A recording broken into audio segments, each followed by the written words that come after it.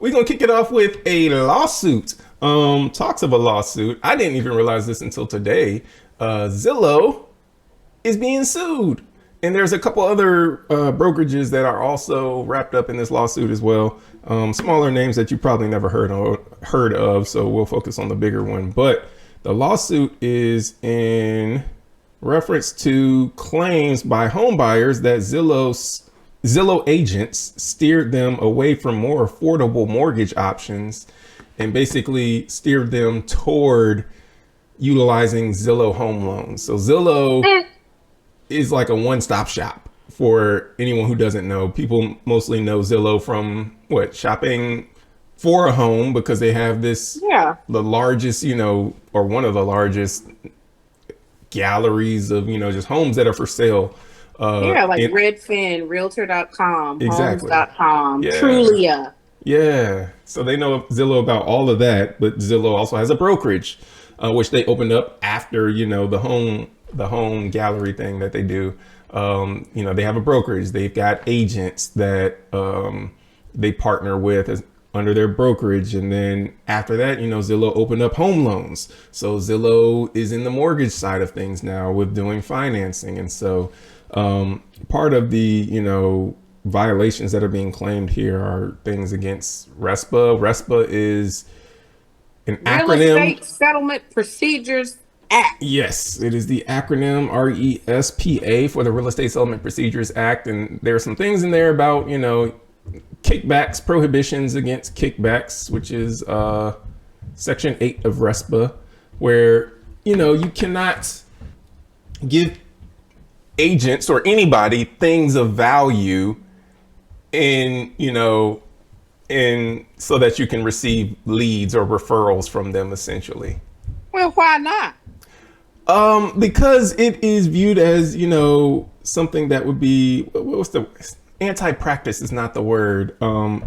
Anti-competitive, I guess, would be a better word. Monopolistic.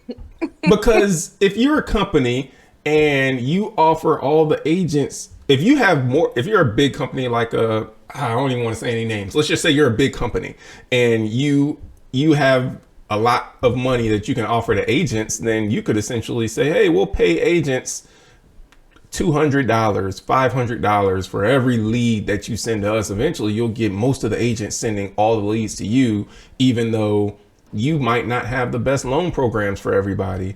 And that ends up putting people in a situation where now, they're all getting steered into potentially unfavorable loan programs and everything because of kickbacks. And so part of, a lot of things that came out of 2008, the Great Recession, when the real estate industry crashed, largely because of bad loans that were written. But yeah, what they're trying to do is prevent this whole thing from happening again and make financing more transparent and more of an open market, if you will, for everyone. So they are wanting to prohibit anyone who is a lender from paying someone for leads. So it's like lenders can't pay people for leads. They can't give kickbacks, which even if it's not money, things of value, they can't give people things of value for utilizing their mortgage company's services or whatever.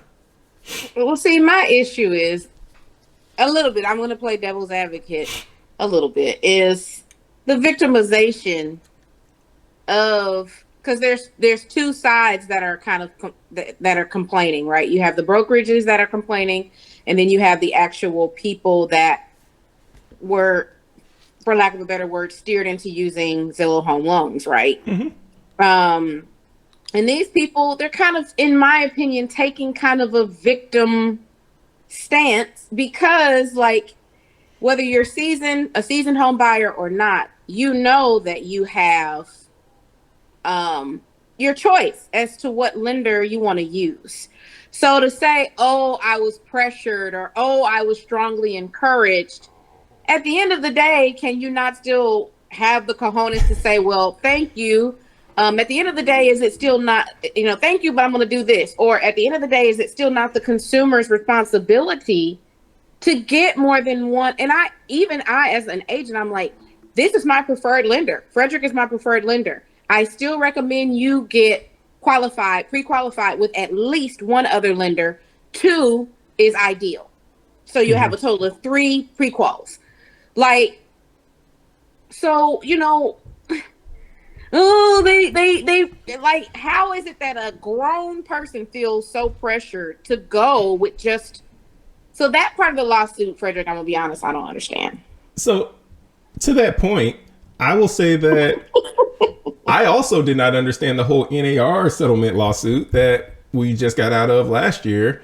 I think it was last year, maybe it was the year before. The years start to blur together after a while, but I didn't Mm-hmm. fully understand that because what was mostly claimed in there is that, sellers didn't, realize that they were, being forced to pay buyers agents commissions. It's like, well, first of all of this is in writing.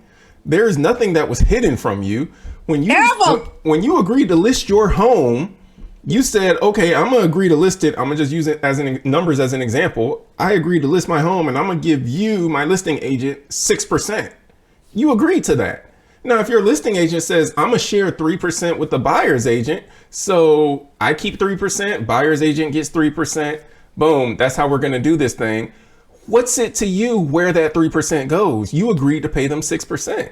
So it doesn't matter if they keep all six or if they send 3% to the buyer's agent to try and help sell your home, because that's part of what helps sell it is like, hey, I'm gonna help pay for your buyer's agent's commission, because guess what? Motivation. There are a lot of buyers who can't afford their agent. So if they had to pay for their own agent, that's someone that now is not going to be able to purchase your home. So that's Mm-hmm. something that can help sell your home. So if they are Yeah. like, I'm gonna give part of this commission to the buyer's agent to help sell it, and now you want to do this whole big hundreds of millions of dollars worth of lawsuit. Oh, we were, bamboo, and it all went to the lawyers anyways. But I didn't get that whole thing. It's like, you agreed to pay this. Who cares where it goes? You And agreed to pay it. and it was in writing and you received the contract. And now what I've started doing when I know I have a listing, I send that listing contract before they even sign it. I send it to them via email in a PDF format so that I have proof.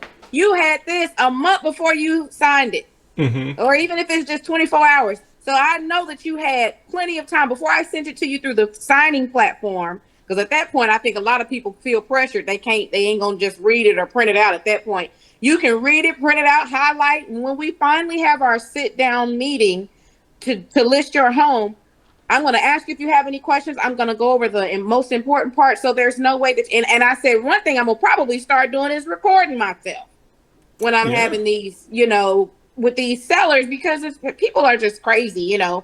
But anyway, back to the lawsuit.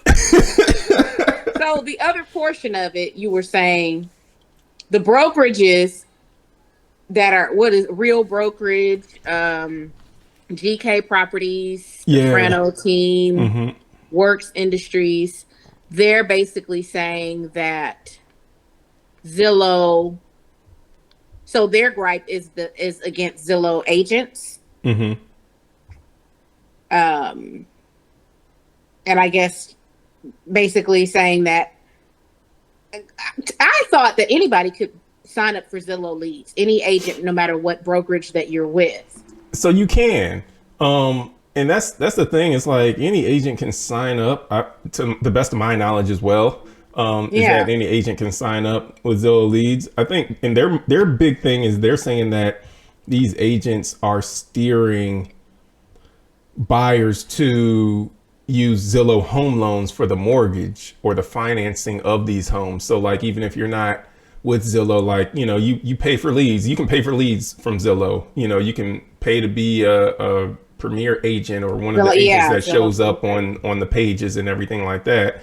And Mm-hmm. what some of these articles and reports are claiming is that the agents who steer or whose buyers utilize Zillow Home Loans, those agents get better leads than the ones who don't utilize Zillow Home Loans. So like, if you're like, oh, Zillow sends me some leads, and then you send those leads to another mortgage company, the leads that Zillow gives you after the fact are not going to be as good as the leads of some other preferred agent Mm-hmm. who doesn't use another mortgage company. Yeah, that's gonna be a little problem. And see, the thing is, I think the way that Zillow was able to get away with this is not only because they had their own brokerage, but because just like you were saying with the NAR lawsuit, when you offer more money to anyone, whether they feel like it's wrong or anti competition or not, they're going to typically go with who and what's paying more. Yeah. You know, and you know, so if I'm a Zillow agent and I know that I'll get more, even though I know that this might be against RESPA, in the back of my mind, I'm like, well, hey, let me just steer them over to Zillow Home Loans because I'm going to get better, higher quality leads after this. It didn't say that they were actually getting kickbacks, though, right? Like the form of the kickback was the higher quality leads, right? So, in one of the articles I read, and by the way, I will say before I say this, the lawsuit and everything's still going on. So everything that we're talking about here is just speculation. We have no idea. Alleged, honey. Don't come after us. Alleged. This is all speculation. We have no idea how this is going to turn out. All the facts are not even in. So we're just speculating from what we've read in the news articles that are out there. But that was real smart for you to do, Frederick, because you know how people are. Yeah. But I will say, to that point though, like, what was the question?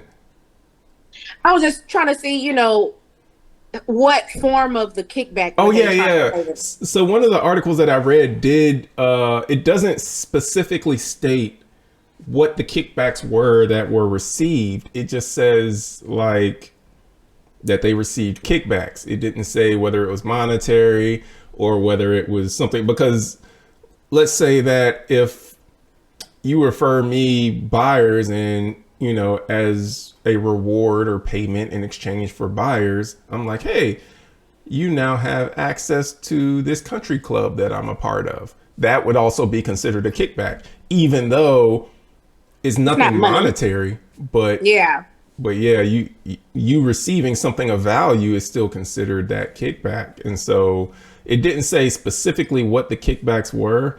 At least not in the articles that I read, but it just said that, you know, kickbacks, which RESPA Section 8, I believe it is a prohibition against kickbacks, period. Like not specifically just monetary, like with money, but, you know, things of value, prizes, trips, you know, whatever, all of those stuff can be considered kickbacks.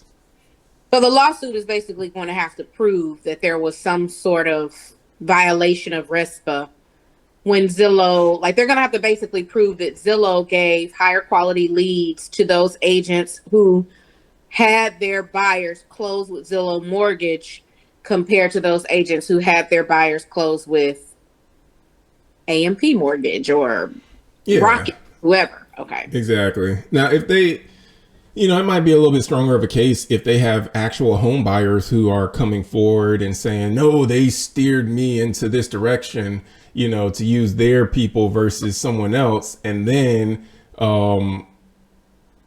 you get enough home buyers coming forth with that same story, you know, that starts to build a bigger case than like, oh, one guy came and said that and we haven't heard it from anyone else. So I think that's part of also going to be the thing that's going to, you know, probably be something that they look at as well, as, you know, how many people actually were steered. And I can, to an extent, I can understand it, only because in this country, we do such a horrible job of educating people on buying a home and financing a home.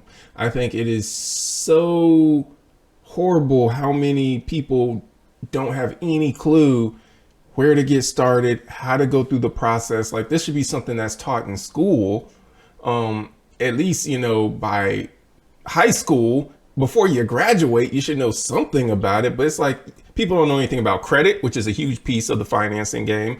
People don't know anything about the home buyer process. All that people know is I need a real estate agent.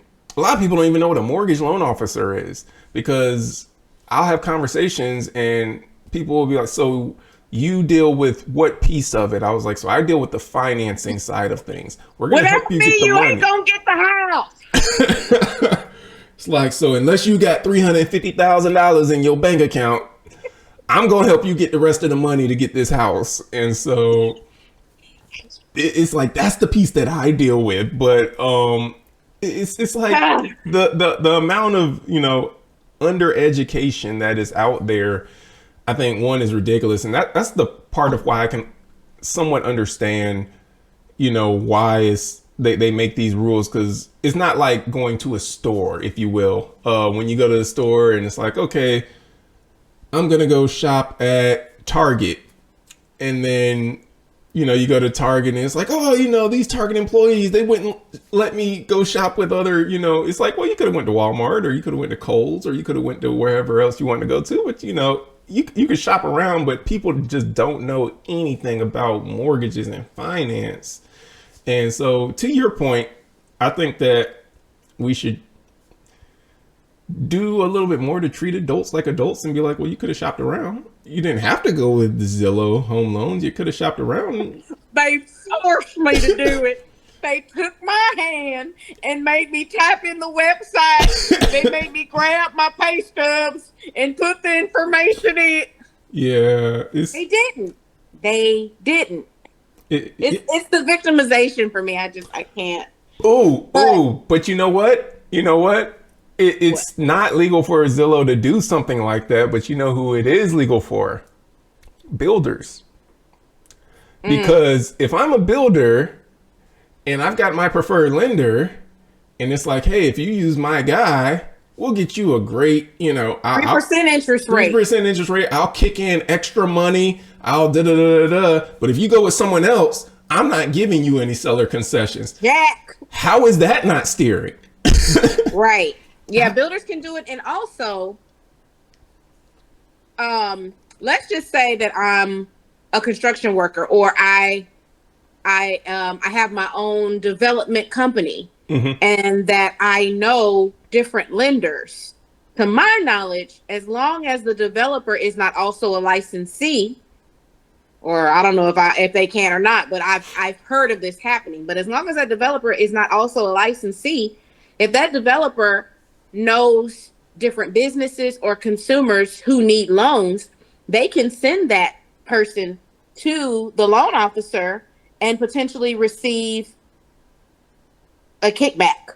And it wouldn't be necessarily illegal, or is it?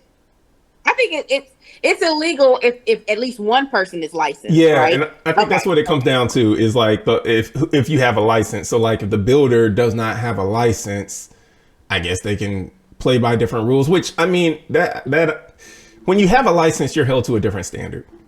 And so like even as an agent, it's like you're a real estate agent, you're held to a different standard than someone who's not a real estate agent.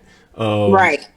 It's like, fair housing laws, all of that stuff can apply to you, as an agent, in ways that someone who's not an agent can kind of skirt the line a little bit and, color outside the lines because they don't have a license that you can revoke or suspend or whatever. They're not held to that same standard. And same thing with the lending side of things. But to me, it's like, but they're a business and they're an entity, going back to the builders who, it's like you're a business, you're an entity, you're building these houses.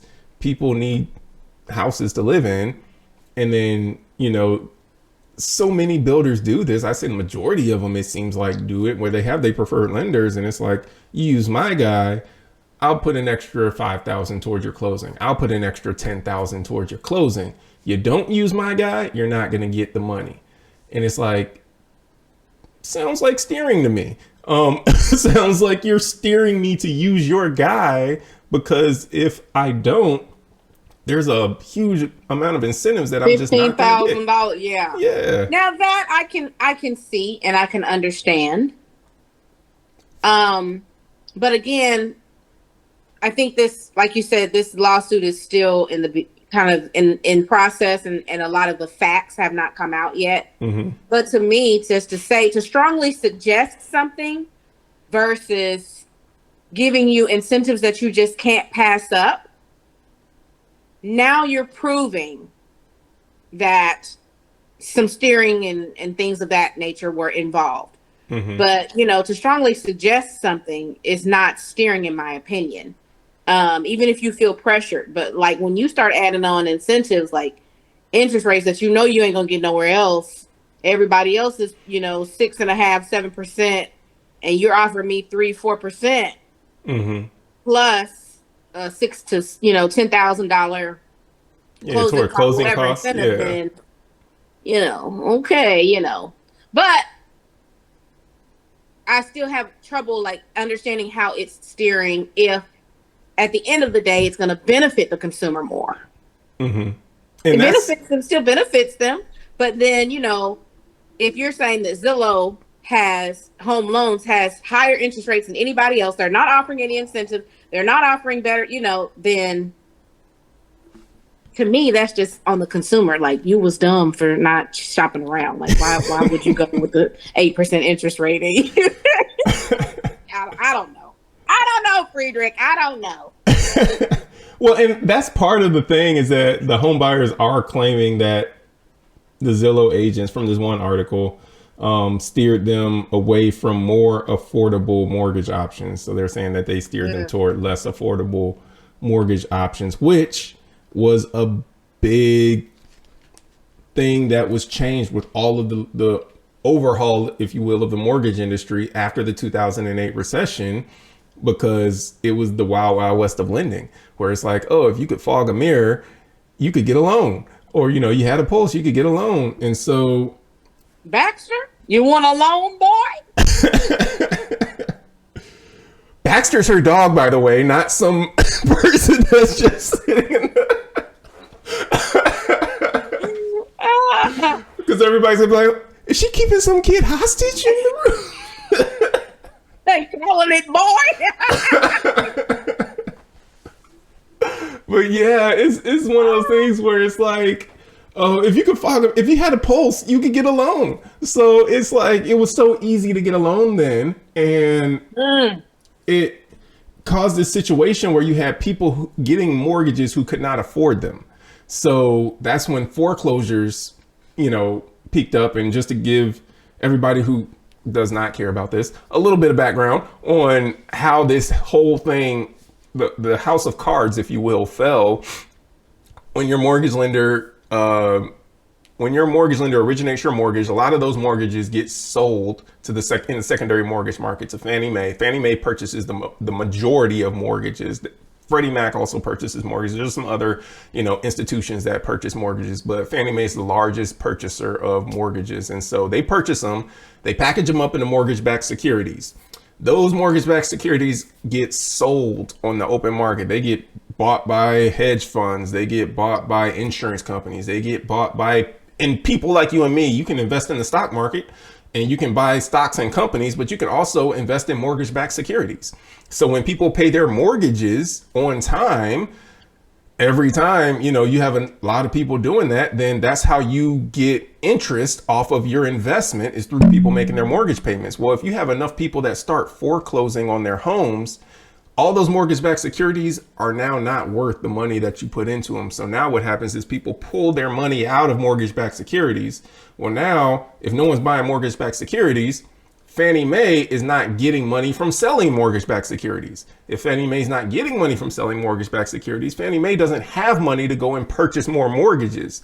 If Fannie Mae doesn't have money to purchase more mortgages, then the lenders that are making those mortgages, they don't have the money to make the mortgages because they're not getting the money to sell those mortgages. So everything just kind of falls in on itself. And when that happened in 2008, that's when the government took Fannie Mae into conservatorship, saying like, look, we're going to fund you. We're going to prop you up. We're going to give you money so that you can go purchase more mortgages and get this system back rolling again. And then they instituted all of these rules saying, hey, there's got to be an ability to repay. Everyone you do a mortgage to, they have to show that they have an ability to repay this mortgage. And they instituted a whole lot of other rules, but a lot of them had to do with, hey, the person that's getting this mortgage, they've got to receive a certain set of disclosures. They need to know everything about this loan. They need to know what it's costing them. And you have to prove that they have an ability to repay. And there's a list of items that you got to check off to prove that they've got an ability to repay when you originate these mortgages. And so that's part of the thing that is, I guess, the big thing that's weighing heavy in this is that home buyers that are saying, oh, they steered us to less affordable mortgages, saying that, their ability to repay was affected, in the negative because, you know, they could have gotten better mortgages for their situation elsewhere. But that's a little bit of the background of how the whole thing works in the money cycles from the origination. Mortgages get sold. Fannie Mae packages them into mortgage-backed securities. Investors invest in the securities. Fannie Mae takes that money, goes and purchases more mortgages from the banks. And that's how the whole cycle works. But if money stops flowing on the investor side, then, you know, Fannie Mae doesn't have money to purchase more mortgages and the whole thing falls apart. So how you keep money flowing in on the investor side is making sure you've got enough good mortgages that people are not foreclosing on coming through, so that people are at least getting interest payments off of that. Because if you invest money and you're not getting anything out of it, you're going to pull all your money out, and, you know, the whole mortgage industry is just going to fall apart. Mm-hmm. And the whole country's going to feel it if the mortgage industry falls apart. So it takes some people that are, you know, tweaking these gears very carefully to make sure that this thing doesn't, you know, implode, if you will. But yeah, I think that was the whole point of what they were getting at least with the Fannie Mae thing, or not Fannie Mae thing, with the home buyers claim that the key word I'm looking at is just affordable. You know, they're saying, oh, there were better mortgage options elsewhere. Like, I know even when we lock interest rates, we have to even say, hey, did you show them more affordable options than this when you locked your interest rate? Did you, you know, there's certain questions we have to answer even on our back end when we go and lock someone's interest rate. So what I got into the habit of doing is I like to just hop online with all my clients and say, hey, this is what I see when I'm looking at your interest rates. And that way they see what I see. They don't just hear what I'm telling them and have to take my word for it. It's like, nope, you see this is the interest rate chart. These are all the interest rates. You can get this one. It's not going to cost you anything. You can get this one. You're get a refund. You can buy your interest rate down lower. And this is what it's going to cost you for as low as you want to go. Mm-hmm. And you got to cover yourself. You have to. Yeah, it's like I just do that because otherwise it's me on the phone telling people, hey, you can get a 6% interest rate. Okay. And then if something comes back, well, he told me I had to get a 6%. No. And half is two totally different. Yeah. No. So it's like, nope, we was on a Zoom call. I showed you every rate available and I let you pick which one you wanted. And that's what we went with. And it was a recorded Zoom call. Make sure it's recorded because folk will lie. Lie. Oh, they will. They absolutely will. Because they won't read, but they will lie. Yeah. And they'll lie about what they didn't read. People will, if they feel like they've been wrong, they'll just lie about it just because they didn't understand what it was you were telling them. And it's funny, I was talking with someone today and there were two sentences is actually in the book that I'm editing right now that's going to be released, which is going to inform a lot more people about things in the real estate mortgage industry. So expect that later this year. But we were editing a section of the book. I was working with my publisher. We were editing a section of the book and there were two sentences in this one paragraph. One sentence said, or the first sentence I should say, said that it is your loan officer's job to make sure that you understand all of the information, as it pertains to your loan file and everything. The second sentence said, it's your job to make sure that you tell your loan officer what you don't understand. What you don't understand. Because, and that's completely how I view it. Yep, my job is to make sure that you understand what it is you're getting into. But if I don't know what you're unclear about, I can't do my job that well. So it's your job to say, hey, I don't understand discount points. What is a discount point? And then I can explain it to you and make sure you understand that. But if you don't ever say anything, if I say, hey, what questions do you have for me? I don't have any questions. I don't know what you don't understand. As far as I'm concerned, you might understand anything. You may be able to take this sheet of paper, read all these numbers, and it makes sense to you. I just don't know unless you tell me. And nobody in their right mind is going to take the time out of their day to sit there and ask, well, do you understand this? Do you understand that? Or let's go through this whole entire, packet or process or contract from beginning to end, then people will say you're holding them hostage and telling them unnecessary information, useless information. And so it's similar to, I had a closing and all the way up until the day of closing, I kept asking my client because I knew they was having a hard time packing up that 5-bedroom house. I knew it. I was like, y'all gonna be all right. Y'all gonna be done by the morning of closing, completely cleared out, broom swept clean. You know, this is in the contract. Mm-hmm. Oh yeah, we got it. All the way up until 2 hours before closing. Oh yeah, we're good. We're good. I get over there and they're still packing. Oh, And wow. so I'm in my boots and dress. I have to, like pick up a broom and start sweeping, helping them pack, put stuff in the moving truck. I'm like, and so then the buyer's agent starts trying to scold me because my clients, the sellers, were not fully ready the morning of closing. They were still like moving in. And I said, I don't know. I guess maybe I should have said it in a different language, but I don't know how clear I could have made it to them. I asked them over and over again, and they kept saying, we got it, we got it, we got it, all the way up until the morning of closing. And something just said, go over there and make sure. And I get there and they don't have it.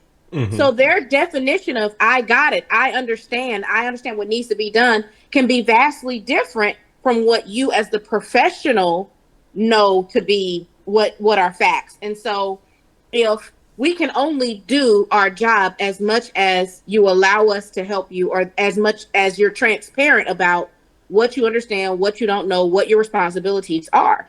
So yeah, no, absolutely. Absolutely. Like you said, I've had clients where I've given them more information than what they wanted to know. They're like, look, I just want to know, are we good? I don't care about all the stuff. I want to know how much, and I've literally had these exact words. I just want to know, how much do I have to pay at closing? How much is my monthly payment going to be? They didn't even care that much about the price of the home. They just said, how much is the payment? And how much is my closing cost going to be at closing?